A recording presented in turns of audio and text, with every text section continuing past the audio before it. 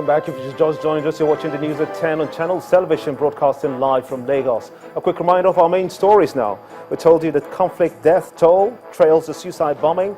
NEMA says that crowd control remains a problem in rescue operations.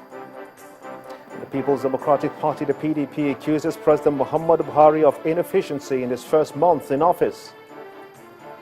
Also, the presidency says that it is clearing the mess left behind by the administration of former President Goodluck Jonathan.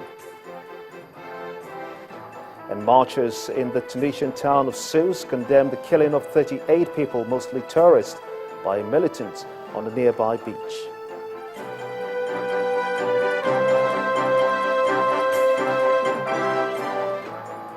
Do remember that you can get all our top stories on our website. It's channelstv.com and then youtube.com/channelsweb. Visit m.channelstv.com to view us live on your mobile device. You can also download the Channels TV app for Android, iOS and Windows phones from their respective stores. And when you're done downloading, we do urge you to please interact with the Channels Eyewitness feature for Android, iOS and Windows platforms. If you've got pictures or videos to share with us, simply tap on the Channels TV app on your device, swipe to reveal the Eyewitness menu and follow the instructions there. Well, over now to Kogi State in Nigeria's north central region, where a High Court judge, Justice Samuel Abayomi, who was abducted on the 25th of May, has finally been released by the kidnappers after spending 34 days in his abductor's custody. The State Commissioner for Police, Mr. Samuel Ogunjimilisu, and the Chief Judge of the State, Justice Nasir Ajana, both confirmed the release. The police boss could not, however, say where and how the judges was released or if any ransom was paid, while the judge, whose police orderly, Mr. Usman Musa, was shot dead on the spot, was taken away from his residence in Okene by the kidnappers, who later demanded for 150 million naira ransom for his release.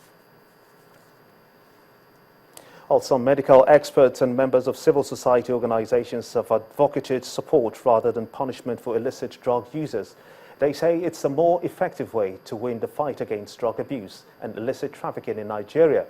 In 2013 alone, over 339,963.11 kilograms of narcotics were intercepted and over 8,000 suspects arrested.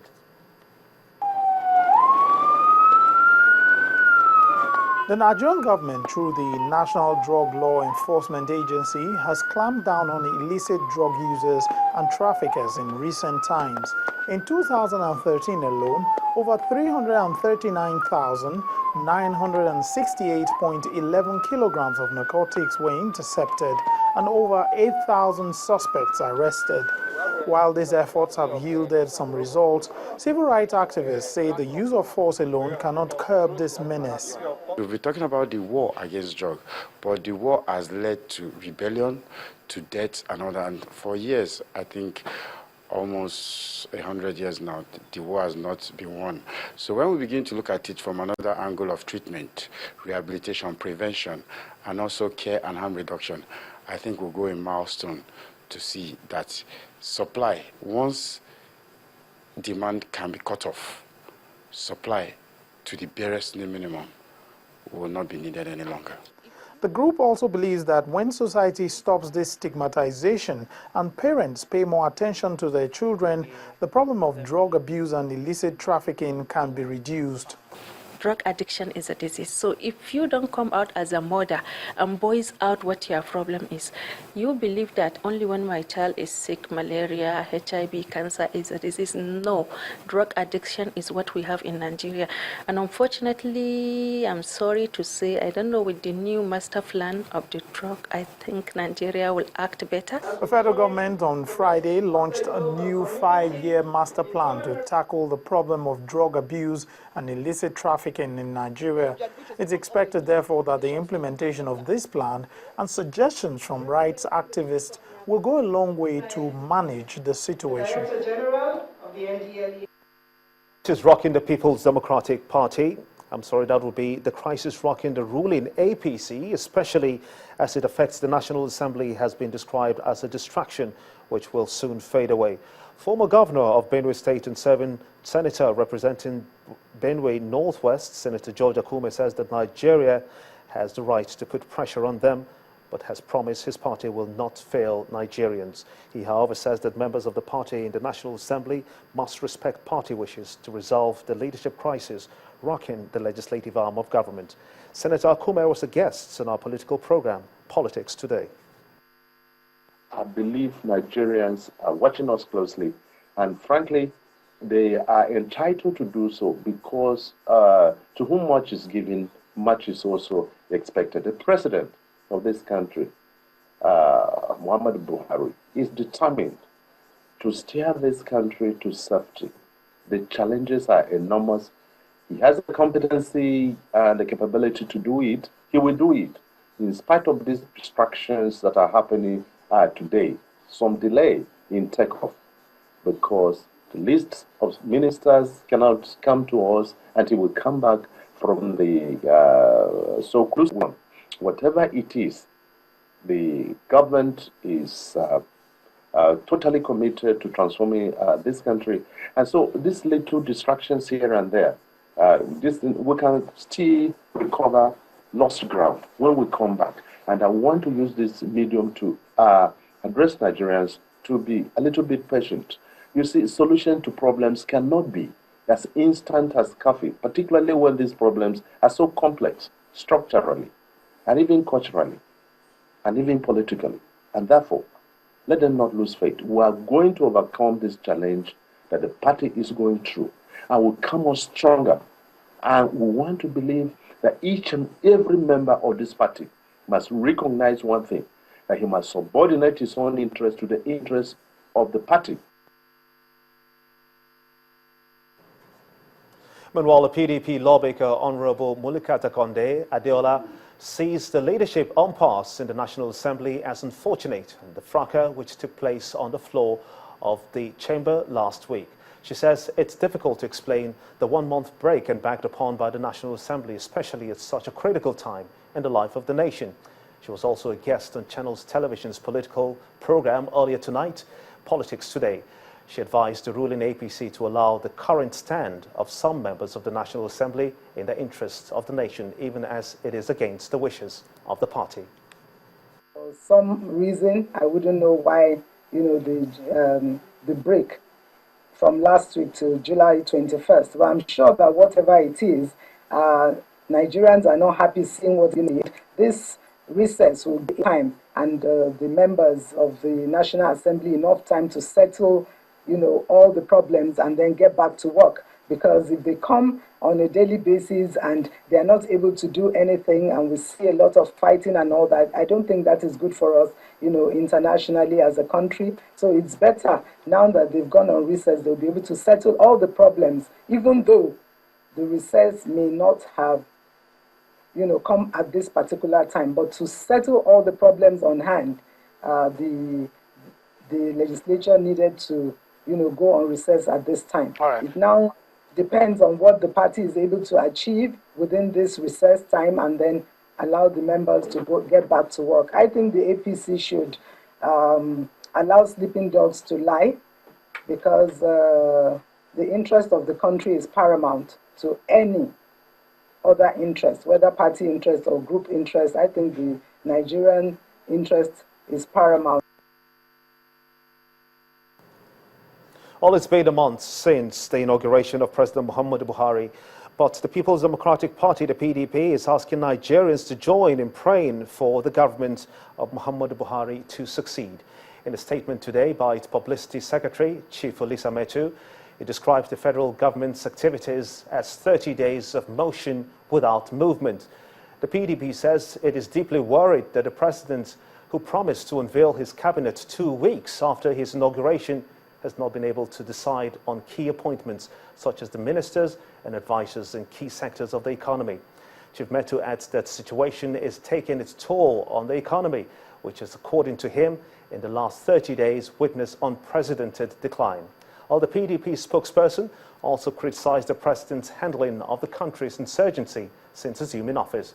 He says insurgents who had already been pushed to the verge of surrendering in the Sambisa forest by the Goodluck Jonathan administration have now bounced back. Meanwhile, the presidency has reacted to the PDP's accusation, saying that cleaning the mess left by President Goodluck Jonathan's administration is painstaking. A statement from the President's Special Advisor on Media and Publicity, Mr. Femi Adesina, describes as amusing the PDP's 30 days appraisal of the Buhari administration. It was the President's spokesperson's response to the opposition party's call for Nigerians to join hands in praying for the government so that things will begin to move.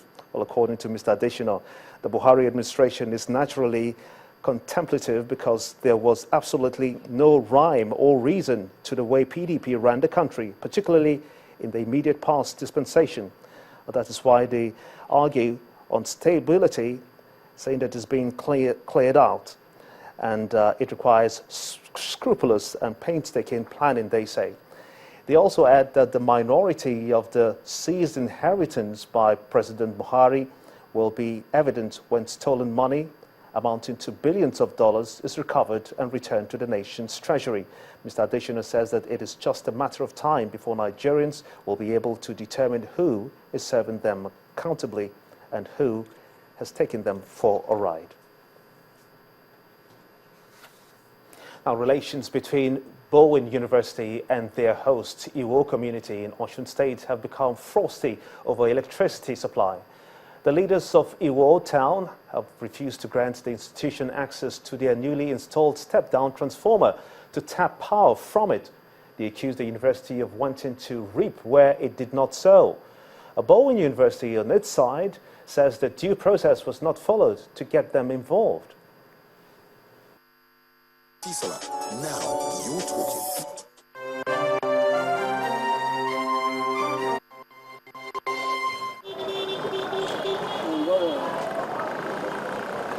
This is Iwo town in Osun State. From the look of things, it's a busy community and full of life. This town also hosts Bowen University, a Baptist-owned institution. Over the years, the major challenge of this community has been epileptic power supply. But that was addressed when the federal government provided Iwo town with this 33 kVA step-down transformer. That relief has now turned out to be the bone of contention between the community and the school authority. The university desires to ease its own epileptic power supply by tapping power from the town's transformer.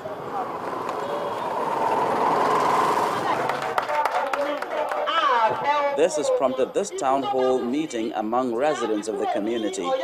They're accusing Bowen University of not adding any value to Iwo town and so is not deserving of power from their step down.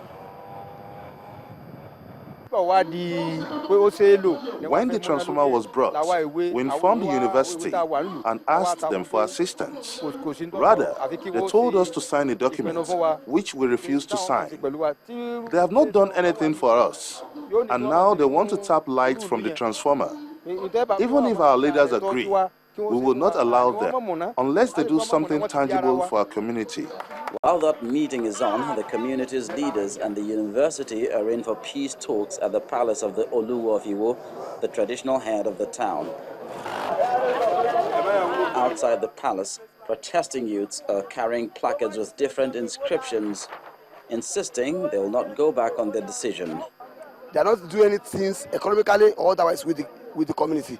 We want them to be part of us, to enjoy them, because university is denying us many things. The governor said and other people said we have Bowen University in Iwo. That's why they can't give us or erect any institution again.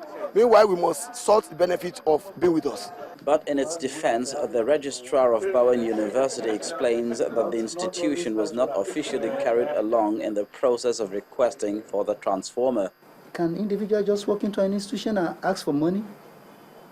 No paper, no document, no nothing. Even if you are going to pay $1 million, even 50,000, there should be a document. Was the university approached by the whole local government council? No. These are the right people that are supposed to contact the university.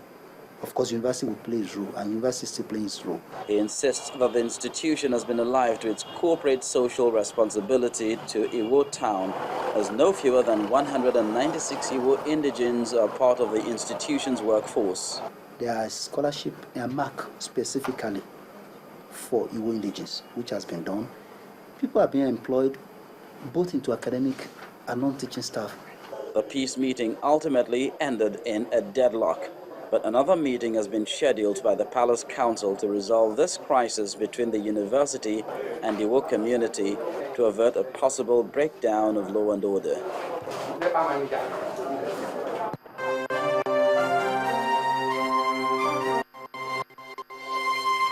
Etisalat, now you're talking.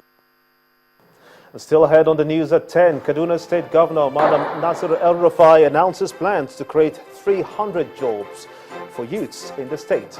Join us again.